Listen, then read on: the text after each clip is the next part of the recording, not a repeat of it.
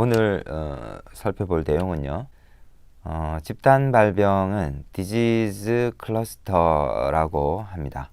사회적으로 인지되는 첫 출발은 가족이나 친구, 이웃이나 동료 등 이제 지역 사회의 일원 중에서 여러 사람이 유사한 질병으로 진단을 받더라 하는 것을 관찰하는 데서 시작이 됩니다. 2003년에는 신종 바이러스에 의한 호흡기 질환이 집단적으로 발병을 하게 됩니다. 그래서 이를 통해서 사스라는 신종 호흡기 질환이 발견이 된 것이죠. 그래서 실제로 그 기대 이상으로 발생한 것이냐 아니냐 하는 것을 평가를 해야 하고, 기대 이상으로 발생을 했다라는 결론이 나면 그 다음은 원인이 무엇인지 찾아 들어가는 식으로 전개가 됩니다. 집단 발병이 과연 우연인가에 대한 판정은 흔히 통계적인 유의성 검정이라고 합니다. 흔히 5% 유의 수준으로 평가를 하게 되죠. 즉 기대치와 관찰치의 정도를 비교하는 방식으로 평가하는 경우도 많습니다. 환경 역학조사의 수행은 환경성 질환의 피해 지역 또는 의심되는 지역의 주민들은 이 환경역학 조사의 수행을 신청할 수 있습니다. 이것이 이제 첫 출발이죠. 환경부 및 환경과학원에 환경역학 조사의 수행을 신청할 수 있다.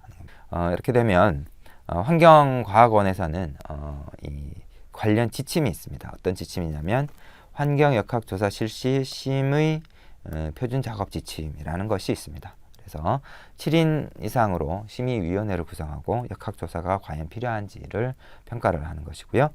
필요하다라고 판단이 될 경우에 역학조사 계획을 수립해서 그 다음에 수행을 해나가는 그런 과정을 명시하고 있습니다. 환경역학조사는 기본적으로 환경성 질환이 발생한 지역 자체 내에서 그 지역에 또 파견해야 되기 때문에 또 지역에 있는 연구자들에게 연락을 해서 수행하는 경우도 많이 있습니다. 첫 번째 나오는 것이 가습기 살균제 피해 사례인데요. 가습기 살균제 사건이 되겠습니다.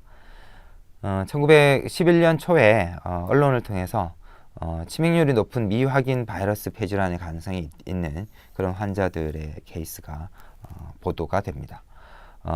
그 이후에 이 원인을 바이러스로 보고 계속 찾아 나가다가 바이러스는 아닌 것 같다 하는 결론이 나오고 다른 원인으로 결국은 이 가습기 살균제를 지목을 하게 됩니다. 그 근거는 주요 역학 연구 결과들이 발표가 되는데요. 가습기 살균제가 원인 미상 폐손상, 중증 폐손상과 굉장히 연관성이 높게 나오게 됩니다. 그리고 추가적인 어떤 동물 실험 결과 이런 것들을 종합해서 결론을 내리게 됩니다. 2011년 11월에는 보건복지부 질병관리본부는 가습기 살균제가 직접적인 원인이라고 이제 결론을 확실히 내리고 가습기 살균제 6종에 대해서 수거 명령을 내렸습니다. 가습기 살균제 이 당시에 시판되는 가습기 살균제의 주요 성분은 크게 이제 3가지 종류로 나눠져 있었는데요. 그 중에서 2가지가 동물 실험의 그 결과로, 하나는 동물 실험 결과 명확한 그런 해가 나타나지 않았습니다. 그래서 일부에 대해서 수거 명령을 내리게 됩니다. 그렇지만 이 조치 이후에 자연적으로 사회적인 이슈가 됐기 때문에 가습기 살균제는 시장에서 사라지게 됩니다. 초기에 환경보건시민센터라는 시민단체와 가습기 살균제 피해자 모임에서 스스로 이 조사를 하게 됩니다. 2012년 2월까지 170여 건이 접수가 되었고요. 45% 정도가 가족 단위로 피해를 입었고, 이것은 당연하겠죠. 가습기라는 것이 이 가족이 동시에 쓰는 것이기 때문이죠. 영유아 29명, 태아 2명, 산모 7명 등 총 50여 명이 사망한 것으로 이제 자체적으로 조사를 했던 것이고요. 그리고 2013년 5월에는 지속적으로 조사를 해서 400여 건이 신고되었고, 사망한 영유아 및 임신부는 이제 120여 명이 되게 됩니다. 그 이후 이 질병관리본부에서 로부터 그 환경부로 이 소관 부서가 옮겨지게 되고 이 가습기 살균제로 인한 피해자 신고를 공식적으로 받게 되죠. 그래서 지금 현재는 최근에 2017년 4월 말 현재는 5,566명이 신고가 되어 있는 상황. 1차 조사는 보건복지부 질병관리본부에서 2014년 4월에 이제 361명, 그 중에서 107명 사망한 그런 케이스, 그리고 생존 환자는 254명 이렇게 이제 접수를 받아서 신고를 받은 그런 상황이고요. 그 다음은 이제 환경부로 넘어왔죠. 환경부로 넘어와서 2차, 3차, 4차 이런 식으로 쭉 접수 중에 있고요. 그래서 5,060명 중에서 1,055명이 사망 케이스로 이렇게 신고가 된 것이죠. 그래서 이에 대해서 이제 판정이 조금씩 이제 이루어지고 있는 상황에 있습니다. 근데 이제 문제는 이 가장 위중한 케이스인 중증 폐손상, 간질성 폐질환에 대해서만 지금 현재 판정이 이루어지고 있죠. 그 나머지 질환도 사실은 충분히 피해로 피해 질병으로 인정을 할 수 있는 상황으로 점점 의견이 모아지고 있는 것으로 노출 인구, 즉 가습기 살균제를 사용한 인구는 약 350에서 400만 정도로 보이고 건강 피해 인구 규모는 사용자에 대한 조사 결과 대략 한 14% 정도가 건강 피해 경험이 있다 이렇게 조사가 됐기 때문에 곱해서 대략 한 50만 명 정도까지 이렇게 되는 것으로 발표가 되었습니다.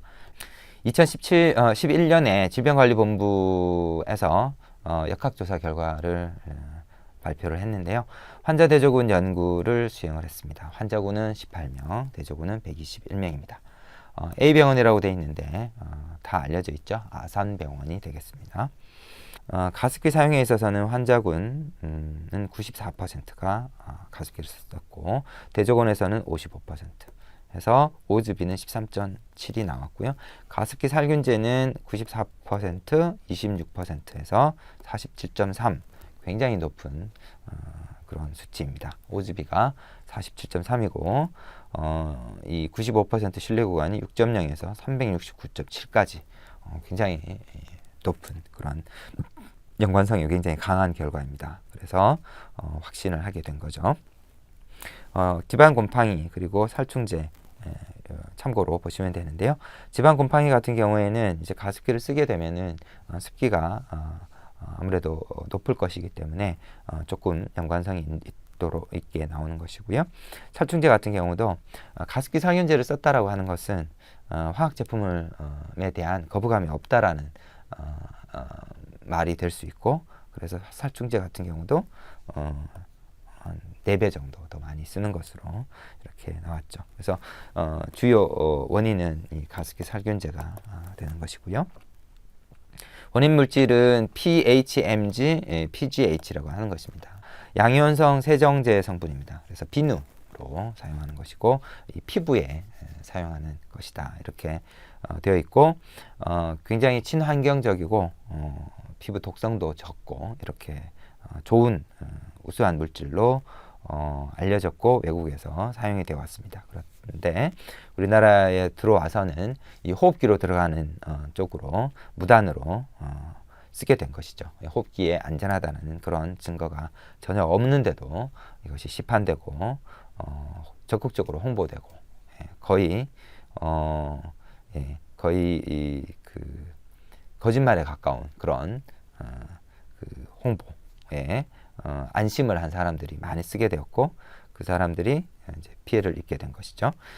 생활용품으로 분류가 되어 있었고요. 그래서 생활용품으로 분류된 것이 되기 때문에 분류가 잘못된 것이죠. 그래서 특별한 규제가 없었어요. 그래서 무단으로 판매가 됐던 것입니다. 근데 이제는 식품의약품안전처에서 정한 기준을 통과해야만 생산 또는 판매하도록 엄격하게 조치를 하고 있습니다. 이 피해자들에 대해서는 환경부에서 먼저 피해를 보상을 하고 나중에 기업체라든지 이런 그 원인을 증명하고 그 보상액을 이제 받아내는 그런 식으로 보상금을 받아내는 방식으로 진행을 하고 있습니다.